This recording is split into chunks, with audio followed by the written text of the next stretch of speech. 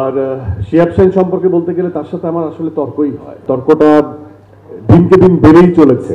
এখন তো এটা মুখে নাই, এখন হাতাহাতি পর্যায়ে চলে গেছে। সবসময় দেশীয় প্ল্যাটফর্মকে আমরা সবসময় এগিয়ে রাখবো। আমাদেরও দায়িত্ব আছে বিং এ পারফর্মার। তার বয়স হয়েছে কিন্তু সে আসলে ভাবনার দিক থেকে অনেক আধুনিক। ঘর ছাড়া নামে একটা ধারাবাহিক দিয়ে আমার পদচারণা নাটকে। তো রাকায়েত ভাই শুধুমাত্র উনি আমার গুরু না, আমার কাছে সবার থেকে আলাদা ওনাকে লাগতো। একদমই প্রথম দিকের সিরিজ যেটা মরিচিকা, সেটা আমরাই করেছি, আমি শিহাব ভাই।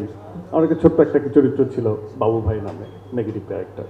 So I am looking forward সবসময় দেশীয় প্ল্যাটফর্মকে আমরা সবসময় এগিয়ে রাখবো, এবং এটা শুধুমাত্র চরকির যে দায়িত্ব আমাদের প্রতি তা না, আমাদেরও দায়িত্ব আছে বিং এ পারফর্মার। চরকির প্রতি আমাদের দায়িত্ব আছে যে আমরা প্ল্যাটফর্মের রাজধানী চরকিকে দেখতে চাই, এরকম আমরা সবসময় বলতাম আগের থেকে, অনেক আগের থেকে।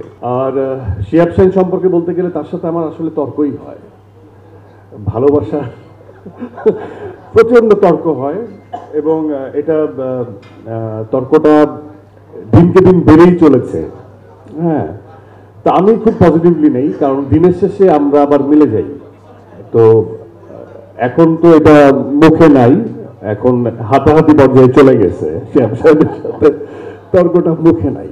তো সে তার, আমি তাকে, আমার সবচেয়ে বড় ভালো লাগে যে একজন মানুষের, আমার কাকার বয়সী, আমি তাকে কাকু ডাকি। তার বয়স হয়েছে কিন্তু সে আসলে ভাবনার দিক থেকে অনেক আধুনিক। তো শিহাব শাহীন সম্পর্কে, কারণ প্রশংসার কথাটা আসবে এখন আর কি, যে আমার কাছে মনে হয় যে উনি যতই বয়স্ক হন না কেন, ওনার ভিতরে যে বাচ্চা সুলভ আচরণটা আছে, এবং ওনার যে সফটওয়্যার প্রতিনিয়ত আপডেট হয়, তো এই জন্য উনি মনের দিক থেকে এবং কন্টেন্ট বলার ক্ষেত্রে উনি খুব আধুনিক, এবং ওই স্টাডিটা উনি রাখেন।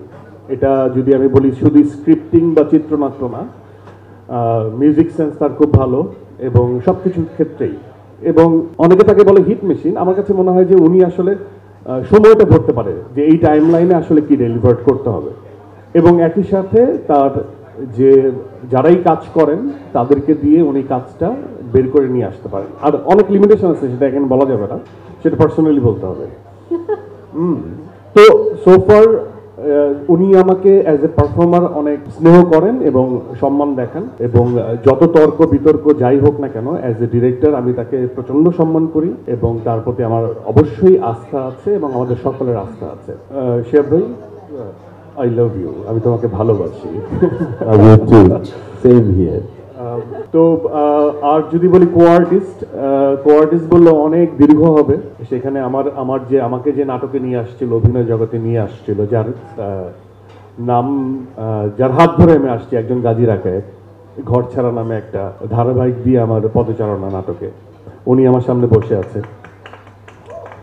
তো আমি খুব ব্লেসড যে আমার প্রথম ছবিতে আমার এই সৌভাগ্য হয় নাই, আমার দ্বিতীয় ছবিতে আমি তার সাথে স্ক্রিন শেয়ার করতে পারছি। সো রাকায়েত ভাই শুধুমাত্র উনি আমার গুরু না, আমি যখন একদম ছোটবেলায় যখন দেখতাম স্ক্রিনে ওনার বড় চুল, সো আমার কাছে সবার থেকে আলাদা ওনাকে লাগতো, যে ওনার যে এক্সপেক্টেডটা ওনাকে আমার ডিফারেন্ট লাগতো, এই জন্য আমি বেশি করে তাকে দেখতাম।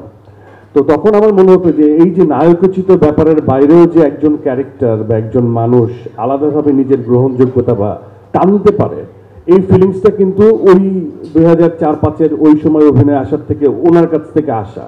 আমরা দেখতাম যে উনি একটু ডিফারেন্টলি নিজেকে পোর্ট্রে করতো। সো এই যে এইগুলো আসলে বলা উচিত।